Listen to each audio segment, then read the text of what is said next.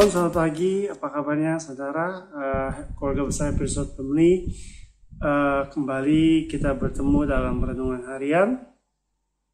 Hari ini sharing firman Tuhan terambil di dalam Matius 7 ayat 12 sampai 14. Beginilah firman Tuhan, saya akan bacakan buat saudara. Segala sesuatu yang kamu kehendaki supaya orang perbuat kepadamu, perbuatlah demikian juga kepada mereka. Itulah isi seluruh hukum Taurat dan kitab para nabi. Ayat 13, masuklah melalui pintu yang sesak itu, karena lebarlah pintu dan luaslah jalan yang menuju kepada kebinasaan, dan banyak orang yang masuk melaluinya. Karena ayat 14-nya, karena sesaklah pintu dan sempitlah jalan yang menuju kepada kehidupan, dan sedikit orang yang mendapatinya. Bapak Ibu, dari kebenaran firman Tuhan yang kita barusan dengar dan saya bacakan adalah merupakan sebuah pilihan, dimana namanya kita hidup gitu kan, dari kecil hingga kita besar, hingga kita udah mulai beranjak dewasa, kita ditentukan dengan yang namanya pilihan.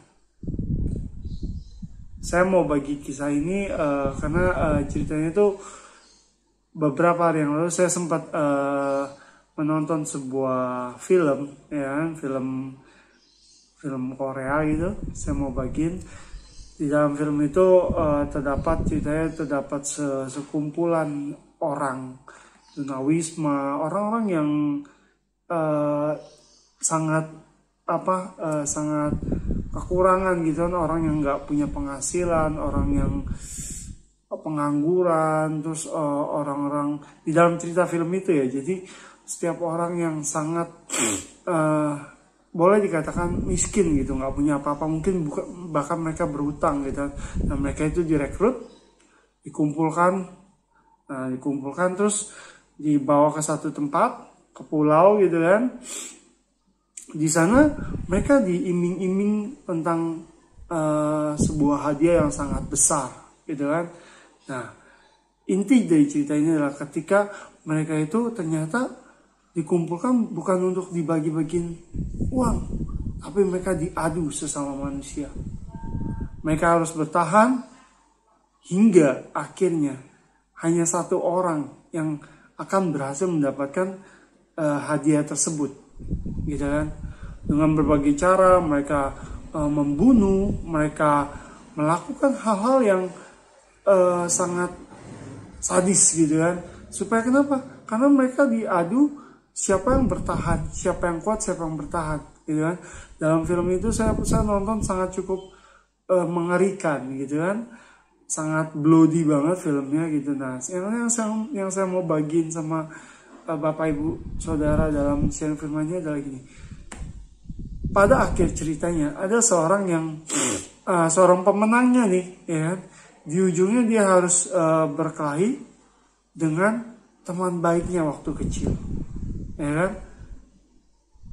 Bapak Ibu, kalau kita punya hati nurani, ya kan, kita nggak akan melakukan hal-hal yang seperti itu, artinya yang sangat merugikan orang lain, apalagi teman atau sahabat kita waktu kecil, ya kan, atau saudara kita atau siapapun yang kita kenal. Nah, di dalam film itu ujung-ujungnya si tokoh utama ini walaupun dia udah menang, harusnya dia bisa untuk checkpoint supaya temannya ditembak atau dibunuh, tapi dia tidak ngambil keputusan seperti itu. Dari inti film itu saya belajar satu hal adalah gini. Dalam kehidupan ini kita yang menentukan pilihan.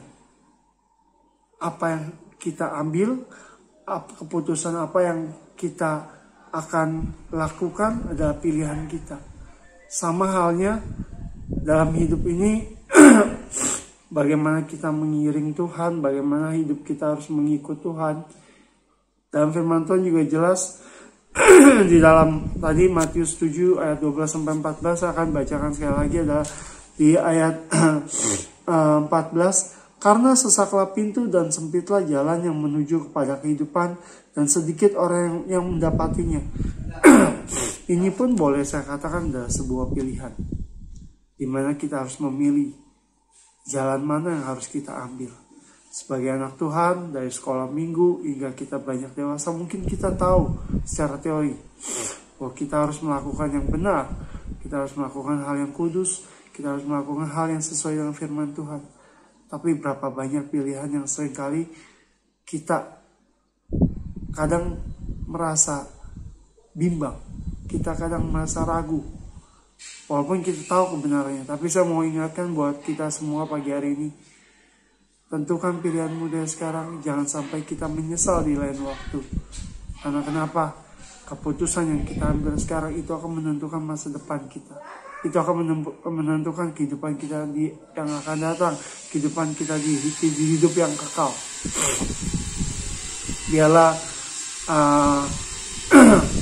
firman Tuhan pagi hari ini, sharing ini boleh memberikan kita peringatan, boleh memberikan kita satu kekuatan baru, di mana kita harus benar-benar menentukan pilihan kita dari sekarang, yaitu kita harus mengiring Tuhan dengan segenap hati, dengan kita berpegang teguh pada kebenaran firman Tuhan yang kita pernah dengar dan kita harus lakukan.